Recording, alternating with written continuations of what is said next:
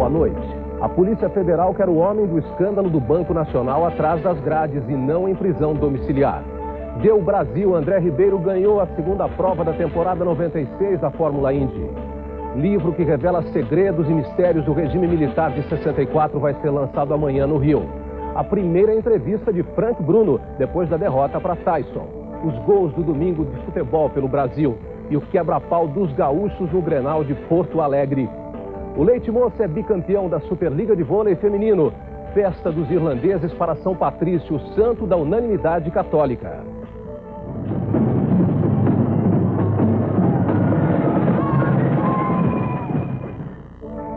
Festa também em São Paulo, na última noite do Carna Sampa.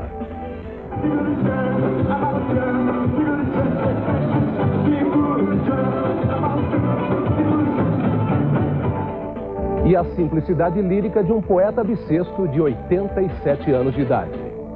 Cantando eu digo o que quero, depois aguento o repuxo. É isso aí.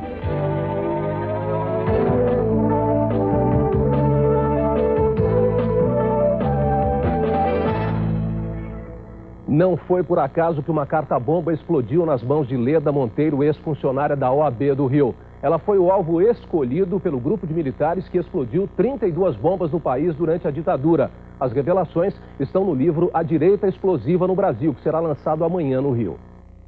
O livro conta a história do grupo secreto formado por militares e civis responsáveis por pelo menos 32 atos terroristas entre as décadas de 60 e 80.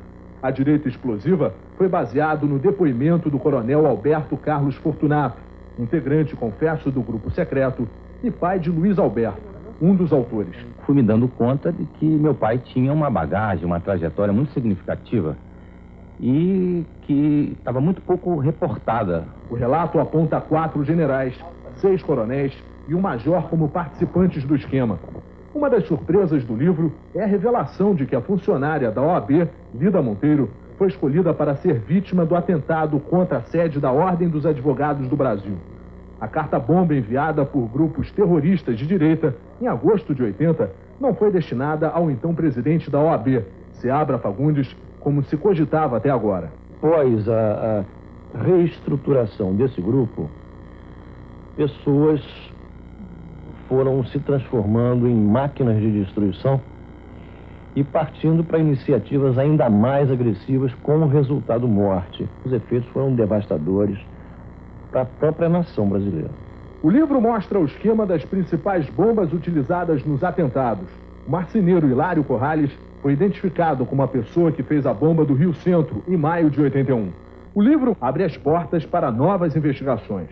Talvez seja esse o mérito dessa, ou seja, essa a grande qualidade desse trabalho. É surgir como uma porta que vai levar a um corredor muito mais amplo, cujo fim nós ainda não temos condições de calcular. A Polícia Federal pretende pedir amanhã a transferência do ex-vice-presidente do Banco Nacional para a cadeia. Clarimundo Santana está em regime de prisão domiciliar desde sexta-feira. Ele é acusado de ter omitido um lucro de R$2 milhões do balanço de 88 do banco. A Polícia Federal vai alegar que não tem homens suficientes para manter a vigilância na porta do prédio de Santana. Os advogados de Clarimundo pretendem recorrer. Os promotores de Belo Horizonte fizeram hora extra neste final de semana. Eles foram levar a justiça aonde o povo está, na periferia.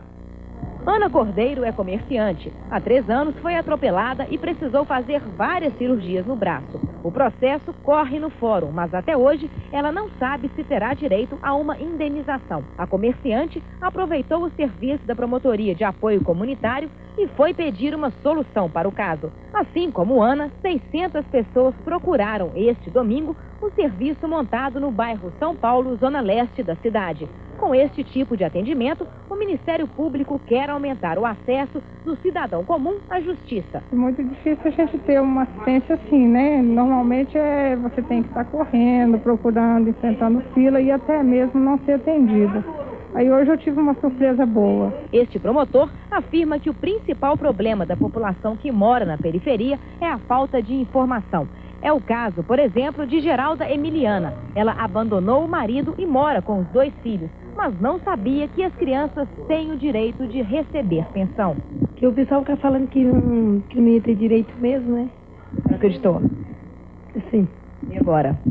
Agora ele me explicou direitinho, agora eu tenho coragem. De volta à política doméstica, o presidente Fernando Henrique começa a semana de olho no PPB. Ele precisa convencer o partido a não indicar representante na CPI dos bancos. Depois de acertar o fuso horário, o presidente Fernando Henrique só pensa agora em recuperar o fôlego e retomar o comando das articulações. Na terça-feira, ele tem um encontro marcado com a bancada do PPB na Granja do Torto para tratar de 2 temas polêmicos, a reforma da Previdência e a CPI dos bancos. O partido está com a bola toda. Com 89 deputados e 5 senadores, acabou se tornando o fiel da balança para resolver os problemas do governo. Fernando Henrique sabe disso e deseja o apoio do partido para votar ainda esta semana os pontos importantes da reforma previdenciária. Na questão da CPI dos bancos, o governo também depende da boa vontade do PPB. Basta o partido indicar um único representante que a comissão parlamentar de inquérito sai. O que seria um desastre para o governo, que deve ter muito trabalho para convencer os parlamentares PPBistas. Eles andam insatisfeitos com Fernando Henrique porque o presidente prometeu a eles, desde o ano passado, um ministério, mas até agora não saiu. E olha que, como já foi dito, o PPB de Paulo Maluf é mesmo o fiel da balança aí na sorte da CPI dos bancos. Oposição e governo têm a mesma opinião. Uma declaração dada hoje pelo senador gaúcho Pedro Simon confirma a tese. Ele disse: o destino da CPI está nas mãos de Maluf. Só ele poderá alterar o curso das coisas. Ele é alegre, brincalhão e rápido com as palavras. E aos 87 anos, sente orgulho de ser um dos últimos poetas populares do Vale do Paraíba, no interior de São Paulo.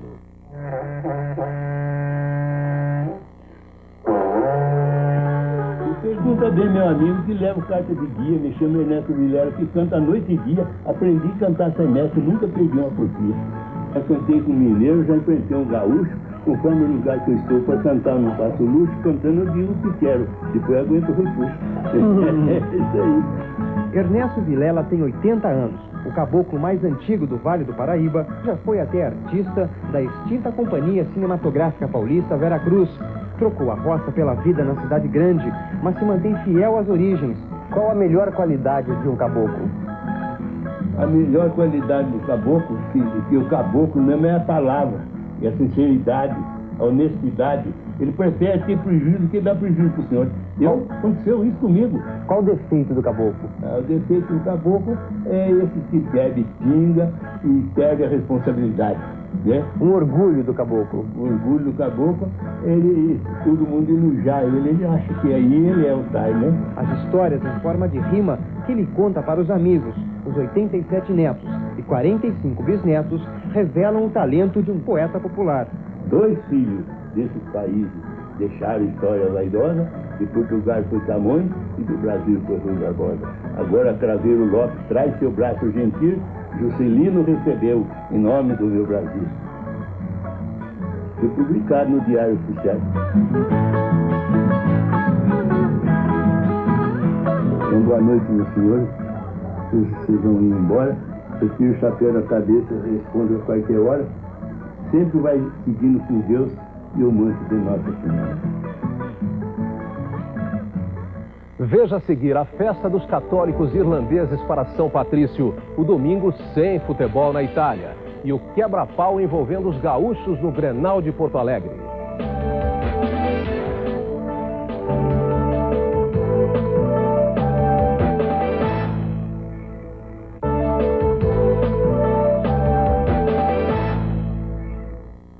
A Rainha Elizabeth e milhões de súditos fazem uma homenagem silenciosa às crianças mortas por um atirador em uma pequena cidade da Escócia. Os sinos da Catedral de Dunblane soaram exatamente às 9h30 da manhã, hora do massacre na quarta-feira. O país parou por 1 minuto. Centenas de pessoas participaram da cerimônia religiosa que lembrou as 15 crianças e a professora mortas a tiros na escola primária da cidade. A Rainha Elizabeth e a Princesa Anne foram a Dunblane hoje. Elas visitaram o hospital onde algumas crianças ainda se recuperam e também colocaram flores em frente à escola. Manifestações pela paz mobilizam milhares de jovens na Espanha, onde centenas de pessoas morreram vítimas de atentados terroristas nos últimos anos. As ruas das 3 maiores cidades da região basca da Espanha foram tomadas por jovens e adolescentes. Eles pediam o fim da violência praticada pelo ETA, que luta pela separação em relação à Espanha. Mais de 800 pessoas já morreram em atentados do grupo. Apesar de ser um ato pacífico, houve alguns confrontos com a polícia. A China aconselha os Estados Unidos a não fazer nenhuma demonstração de força no mar de Taiwan, onde 2 porta-aviões americanos estão estacionados. O primeiro-ministro chinês disse que os Estados Unidos devem ficar fora da disputa entre Taiwan e China, que considera a ilha uma república rebelde. E já avisou que retoma exercícios militares na região esta semana. Dezenas de moradores das áreas próximas do local das manobras estão abandonando suas casas. Moradores sérvios incendeiam casas no distrito de Grbavica, que passa a ser controlado por muçulmanos na terça-feira. Os ônibus que deixam a cidade partem lotados de sérvios que temem retaliações dos muçulmanos. Hoje, soldados da ONU prenderam alguns sérvios acusados de incendiar edifícios e saquear lojas. O acidente com o Boeing 757 na República Dominicana, que matou 189 pessoas no mês passado, poderia ter sido evitado pelo piloto.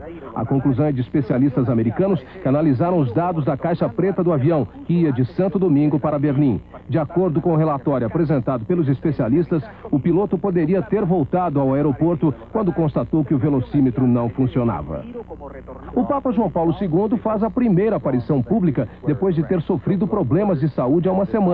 O Papa aparentava cansaço ao rezar a tradicional oração de Ângelus, mas passa bem, de acordo com o Vaticano. Bom humor e descontração marcam as comemorações do dia de São Patrício na Irlanda e Irlanda do Norte. Os tradicionais desfiles aconteceram nas principais cidades. São Patrício é o padroeiro dos irlandeses e uma das únicas unanimidades entre os católicos dos 2 países. Milhares de pessoas prestaram homenagem ao santo sem perder o bom humor. Não faltaram também apelos pela paz entre protestantes e católicos. E na Itália, jogadores de futebol entram em greve e interrompem o campeonato italiano para a decepção de milhares de torcedores. Os campos ficaram vazios. Os jogadores que ganham salários milionários tentam pressionar a Federação Italiana para conseguir uma série de benefícios. Entre eles, a limitação do número de jogadores estrangeiros e o fim da taxa de transferência, obrigatória quando um jogador muda de clube. A Associação de Torcedores já avisou que caso os jogadores e os clubes continuem ignorando os interesses dos fãs, eles serão os próximos a boicotar os jogos. A greve só agradou as mulheres, que puderam contar com a atenção dos maridos em pleno domingo de campeonato italiano. Gols por todo o Brasil. Em Porto Alegre, o Inter empata com o Grêmio em um jogo de poucos gols e muita pancadaria. Inter e Grêmio jogaram no Beira-Rio. Goiano cobra a falta e abre o placar para o Grêmio, 1-0. Fabinho empatou para o Inter. Final, Grêmio 1, Inter 1 e muita pancadaria entre os jogadores no fim do jogo.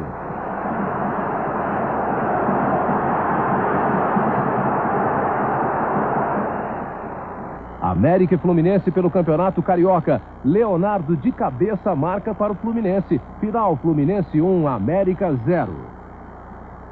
Bangu e Botafogo em Monça Bonita. Sorato abre o placar para o Bangu, 1-0. Sorato de cabeça amplia, 2-0. O Botafogo reage com gol de Túlio, 2-1. Túlio marca mais um e define o placar. Final, Bangu 2, Botafogo 2. Americano e Vasco pelo Campeonato Carioca. Tinho cabeceia, a bola toca em André e entra, 1-0 Vasco. Valber chuta, André tenta cortar e acaba marcando contra. Final, Vasco 2, Americano 0. O jogo entre Flamengo e Itaperuna pelo Campeonato Carioca foi interrompido pelo juiz Aloysio Viug por falta de segurança no estádio Jair Bittencourt, em Itaperuna. Um dos alambrados caiu e o gramado foi invadido por torcedores. Não houve feridos. O jogo terminou aos 2 minutos do segundo tempo com o placar de 1-1. Daqui a pouco, a luta de Tyson, Fórmula Indy, vôlei e os gols do Campeonato Paulista. E veja depois do intervalo, o deslizamento de terra que destruiu casas e um barraco em São Paulo.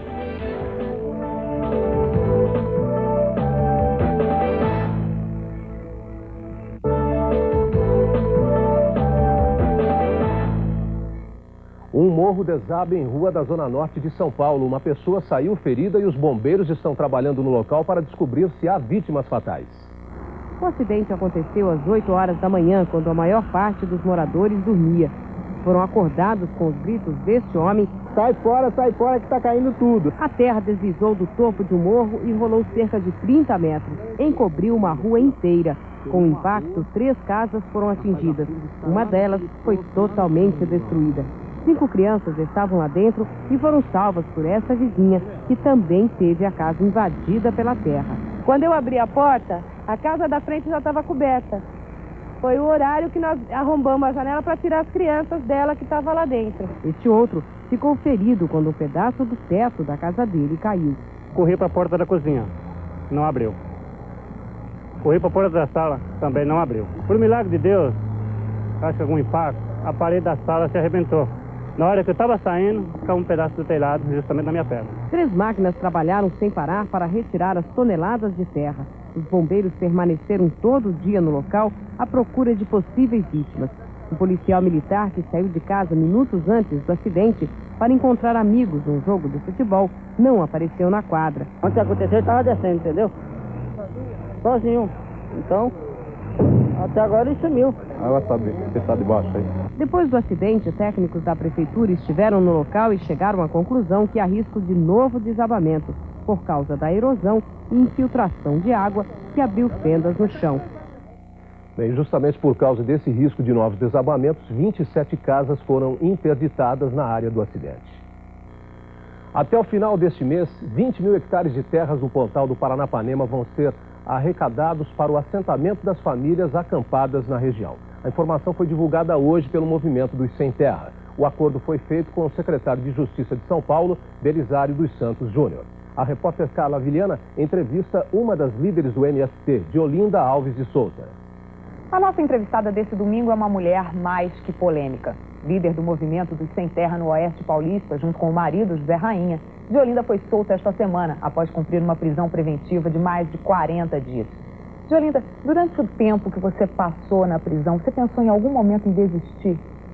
Olha, jamais. Eu acho que a primeira prisão, a segunda prisão, foi mais do que uma lição de vida, não só para mim, como mulher, como uma militante do Movimento Sem Terra, mas também para todas aquelas que se sentiram prisioneiras naquele momento. Como é que você entrou nessa luta pela reforma agrária? Por uma questão histórica. Os meus familiares são todos ligados à terra, inclusive minha mãe é assentada no Espírito Santo, no município de São Mateus, há 10 anos. E foi lá que você começou a... Foi lá, em 85, eu tinha 15 anos de idade. E eu, em seguida, participei de todas as lutas, junto com a minha família, sofremos. E isso eu fui aprendendo muito. Aí, em seguida, eu estudei, fiz técnica agrícola até a 8ª série, porque eu não tinha mais condições de tocar os meus estudos. Aí eu fui trabalhar no Nordeste e me deparei aqui no estado de São Paulo. O Movimento dos Sem Terra agora, depois dessa sentença do STJ, promete mais invasões, é verdade? Eu gostaria de deixar claro que para lutar para a reforma agrária não é ocupando terra, para fazer a reforma agrária também ocupando terra, mas sim nós vamos começar a fazer outros tipos de mobilização.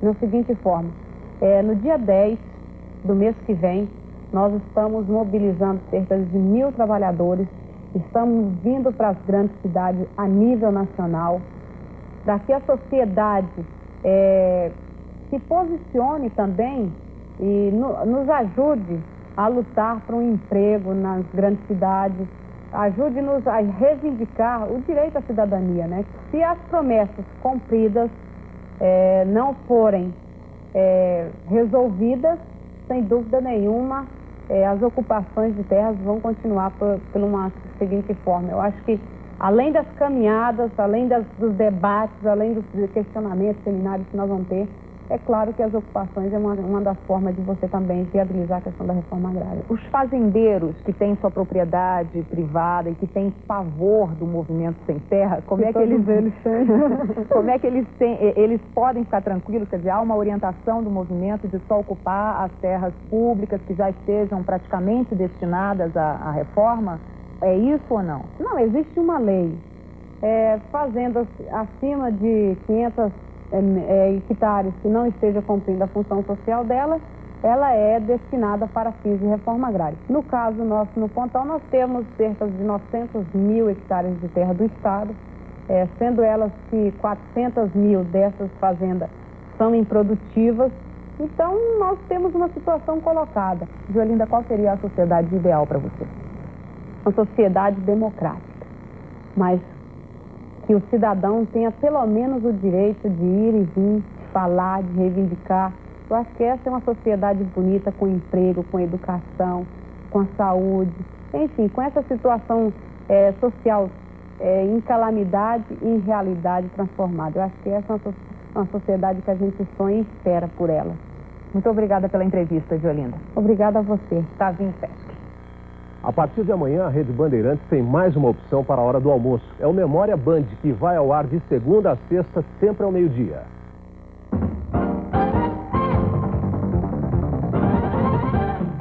O programa reúne cenas históricas da televisão brasileira com personagens já consagrados ou no início de carreira.